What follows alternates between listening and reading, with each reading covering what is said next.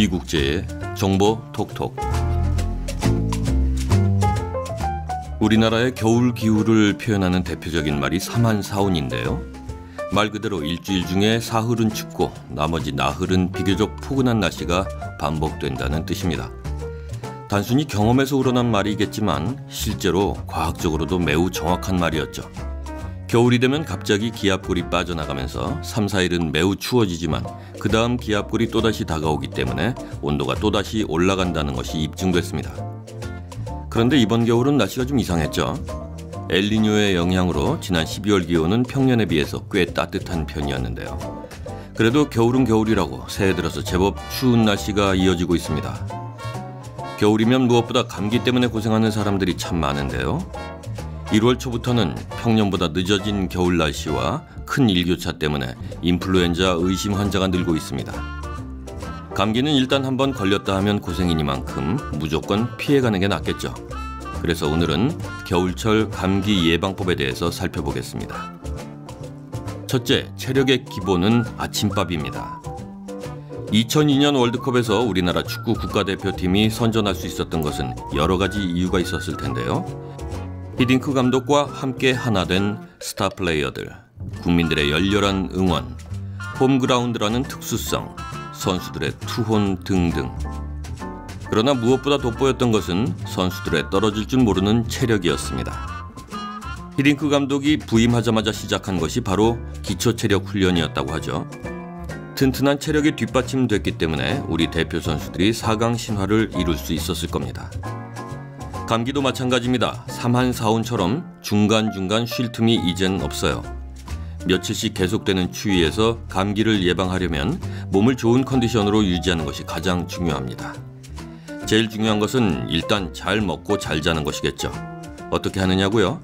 일단 잘 먹으려면 아침을 꼭 챙겨 드세요. 현대인들은 일단 점심이랑 저녁은 든든하게 챙겨 먹지만 아침은 간단히 때우거나 그냥 넘기는 경향이 있는데요. 하지만 이런 말이 있습니다.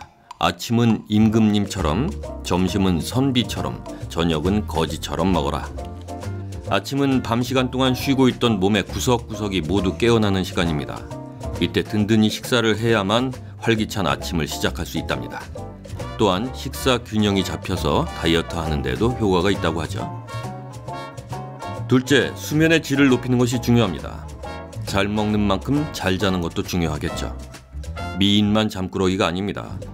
건강을 유지하려면 미남, 미녀건, 추남, 추녀건 누구든지 충분히 잠을 자야만 한답니다. 보통 하루에 7, 8시간은 자야 합니다. 그리고 자기 전에 샤워를 하는 분들이 많으신데 사실 자기 전 샤워는 몸의 모든 신경을 활발하게 하는 효과가 있어서 되려 잠이 드는 것을 방해하게 됩니다. 샤워를 하시려면 잠자리에 들기 1-2시간 전에 하시거나 잠자기 직전이라면 간단한 세안만 하시는 것이 숙면에 좋습니다. 그리고 푹 잠이 들고 싶다고 술을 1-2잔 드시는 분들도 계신데 잠이 드는 데는 효과가 있을지 모르겠지만 오히려 잠이 깊게 들지 않도록 알코올이 방해를 하기 때문에 그렇게 좋은 방법은 아니라고 하니까 참고하세요. 셋째, 먹는 것만 잘 관리해도 감기 예방에 아주 좋습니다. 감기를 예방하기 위해서는 먹는 것도 아주 중요한데요.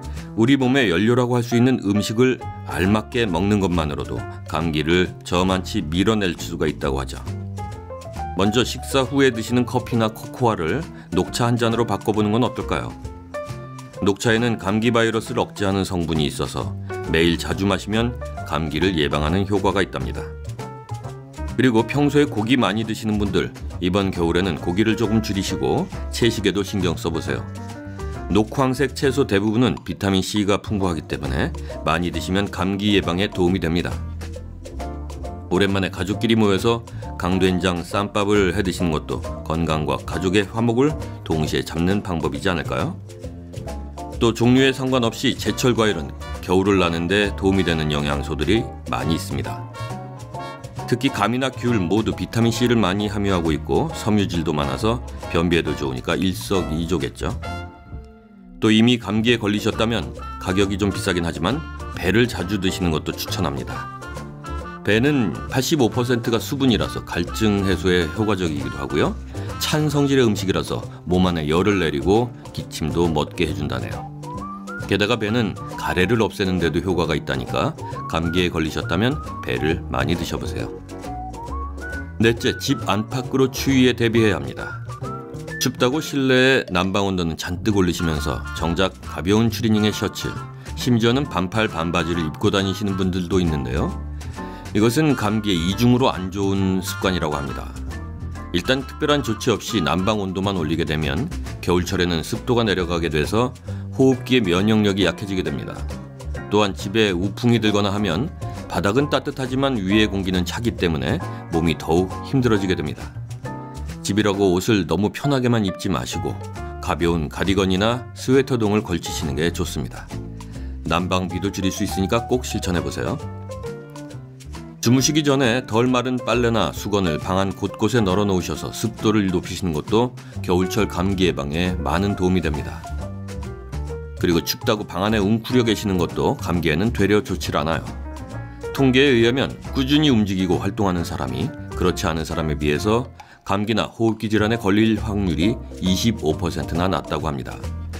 춥다고 외출 계획이나 운동, 여행들을 취소하지 마시고 열심히 움직이세요. 단, 몸이 너무 추위에 노출되지 않도록 목도리와 장갑, 또 필요에 따라서는 모자도 필수입니다. 나갔다 들어와서는 손과 발을 잘 씻어서 감기 예방하시고요. 자, 감기 예방이 중요합니다.